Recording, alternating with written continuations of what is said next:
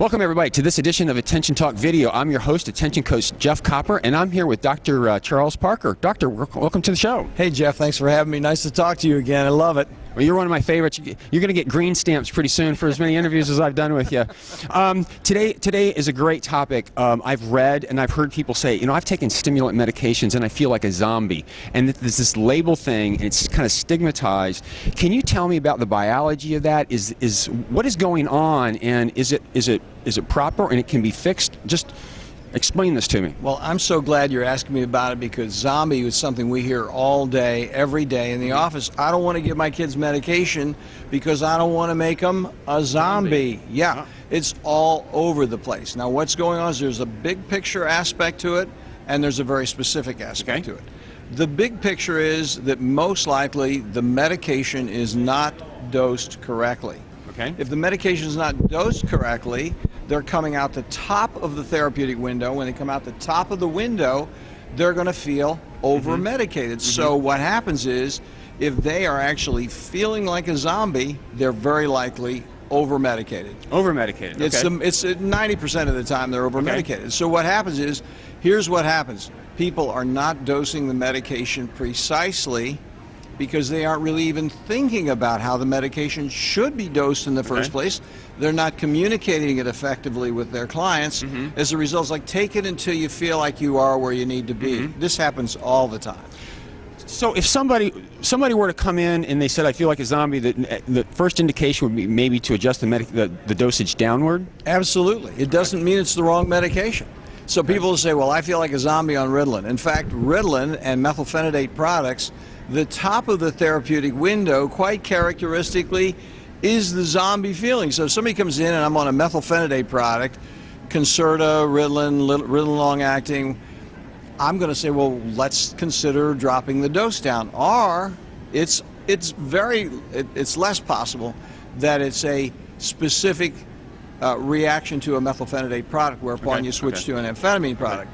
But on the amphetamine products, yeah, you can feel like a zombie on an amphetamine product as well, but it's much more likely with an amphetamine product that you don't feel so zombified as much as you feel agitated. Agitated, okay. Oh my gosh, I got to do this one.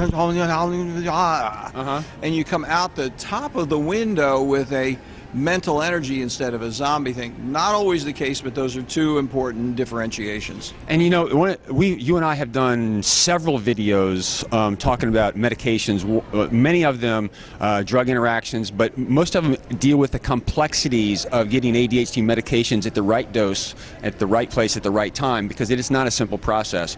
And I know I was actually coaching somebody a couple days ago, and they were describing some problems, and they went into their psychiatrist, and as they described, they were having to pull it out of their psychiatrist. And I was coaching them that I'm not so sure, you're having some sleep issues, you're having some GI problems, you're having some other stuff, go explain this stuff to them.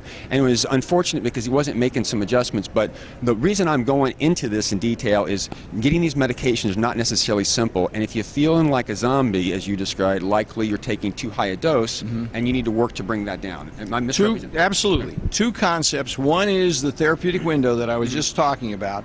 You don't want to be out the top of the window, that's the zombie. You don't want to be out the bottom of the window.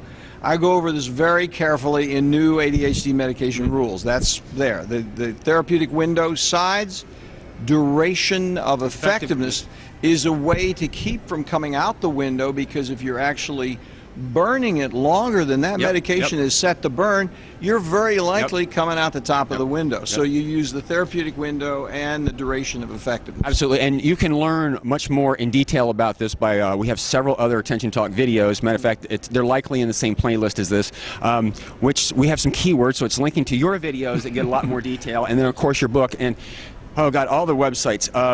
What is the best website to give out? Corebrain.org? Well, corebrain.org, we've got a training site there for the public. It's corebrain.org/reality, in which we're dealing with the reality of the medication problem. And if we don't deal with reality, we're throwing stuff against the wall without knowing what we're doing. And that's and what I enjoy, thank you so much for coming on our show, because it's all about reality. So thank you very much. Thank you, Jeff. I appreciate you having me. Take care.